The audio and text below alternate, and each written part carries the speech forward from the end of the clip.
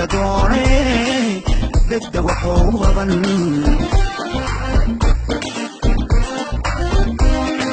maahir maxamed xaashi waa wiil yar oo 7 sano jir ah waxa uu ku nool yahay magaalada muqdisho ee caasimadda Soomaaliya maalin maalmaha kamida ayuu ku ooyay hooyadii ayaa weydiisay sababta uu la ooynayo oo ku tiri maxaa kugu dhacay maahir ayaa ugu jawaabay taabid ayaan doonayaa hooyadiisa ayaa mar kale si la yaab leh su'aashaas ugu celisay oo weydiisay waxa uu la ooynayo abdi taabid ayaan rabaa ayuuna ku jawaabay markaas ay hooyadii waxa ay weydiisay hadii ay u wacdo abdi taabid waxa uu markaas ku oranayo maahir ayaa ku jawaabay waxaan dhahayaa abti imow intaasi kadib ayaa hooyadii dhashay maahir maxamed xaashi waxa ay baadigoob u gashay sidii ay xiriir ula sameyn lahayd taabid cabdi maxamed oo ahaa gudoomiyihii hore ee gobolka banaadir ahna duqii magaalada muqdisho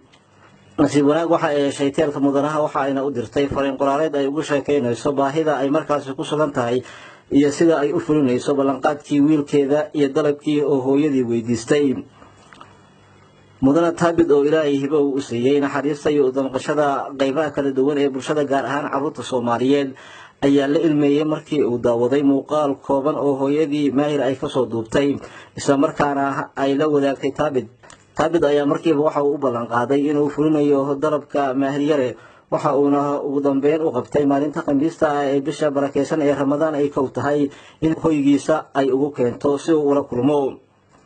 markii laga baxay xilligii afurka ayaa hoyga uu ka degan yahay magaalada muqdisho duqii hore ee caasimadda lagu keenay maahir yare oo xilligaasi ay wajigiisa ka muuqanayso farxad aad u badan ismarxabeyn iyo soo dhaweyn wanaagsan kadib waxa uu ku qaabilay qaybta soo dhaweynta martida ee hoygiisa mudana taabid cabdi ayaa waxa uu la sheekaystay maahir yare waxa uuna waalidkii ka wareystay noloshiisa iyo sidoo kale xaaladda waxbarasho ee uu xilligaasi ku sugan yahay taabid ayaa su'aalay wiilka yar waxa uu hiigsanayo mustaqbalka waxa uuna ku jawaabay maahir si lama filaan ah inuu doonayo inuu noqdo askari daacad u ah dalkiisa taasina uu jecel yahay mustaqbalka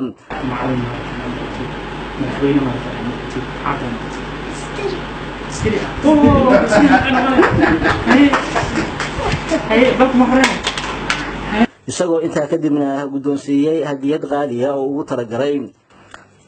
mudana taabid ayaa bulshada Soomaaliyeed ay ku xusuusataa sida uu ugu damqaday carruur iyo waayeel badan oo duruufaha dhanka nolosha